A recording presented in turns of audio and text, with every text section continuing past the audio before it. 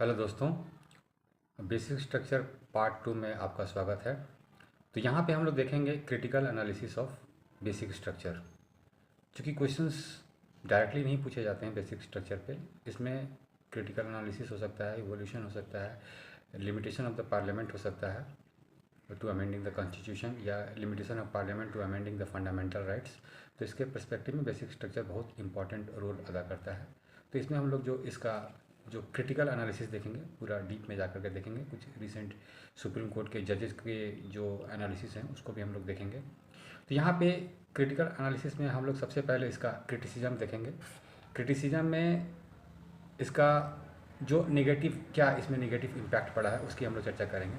सबसे पहला बात आता है मेजोरिटी। जो जजमेंट था वो 13 बेंच का जजमेंट था। 13 बेंच जजमेंट में 7:6 मेजोरिटी रहा था, जहाँ पे 7 लोग सपोर्ट किए थे और 6 लोग सपोर्ट नहीं किए थे, डिसेंट किए थे। तो ये सिर्फ एक मेजोरिटी से ही ये एक जजमेंट आया था। दूसरा सबसे इम्पोर्टेंट है, कोई भी एग्जॉस्टिव लिस्ट नहीं तैयार किया गया है। कुछ मतलब ये एक तरह से वेग दर्शाता है, कुछ भी गिवन नहीं है कि हाँ इसे बेसिक स्ट्रक्चर माना जाएगा, इसे बेसिक स्ट्रक्चर नहीं माना जाएगा। ये फ्यूचर सुप्रीम कोर्ट के जजमेंट पे छोड़ दिया गया है। यहाँ पे कहीं ना कहीं ये doctrine of the basic structure supreme court के डिस्क्रिशनरी पावर को बताता है। सुप्रीम कोर्ट का जो ये डिस्क्रिशनरी पावर बन जाता है कि किसे वो बेसिक स्ट्रक्चर मानेंगे, किसे वो नहीं मानेंगे। कहीं ना कहीं ये जो जुडिशरी है उसके लिए बेसिक स्ट्रक्चर सेफ्टी वाल्व की तरह काम करता है।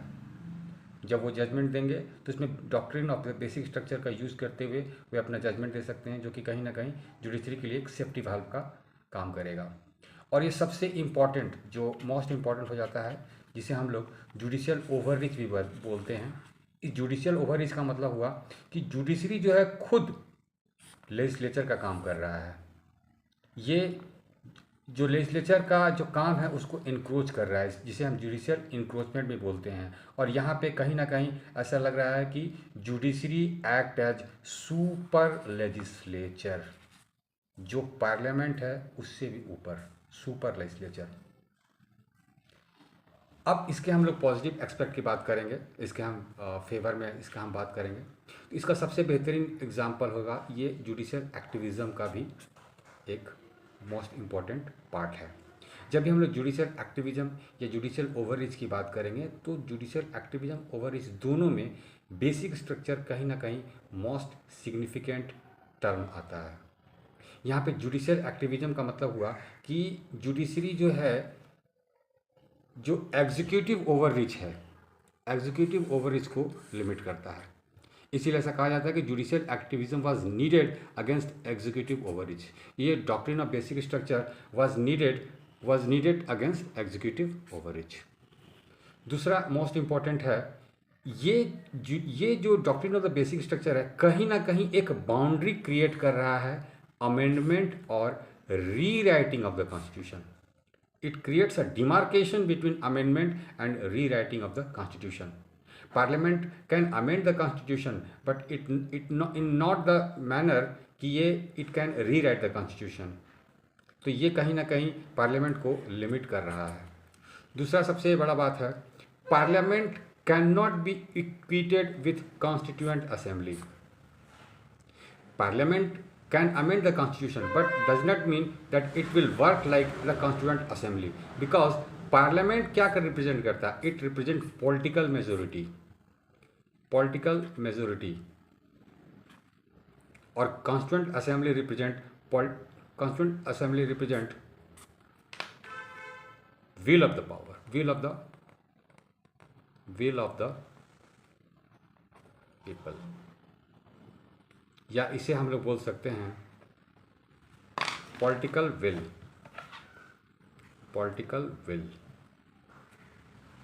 या पॉलिटिकल विल।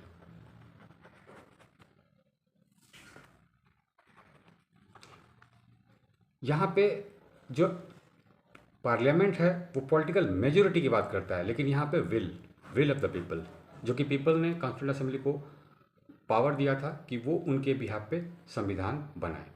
तो यहाँ पे ये पॉजिटिव और नेगेटिव हम लोगों ने देख लिया।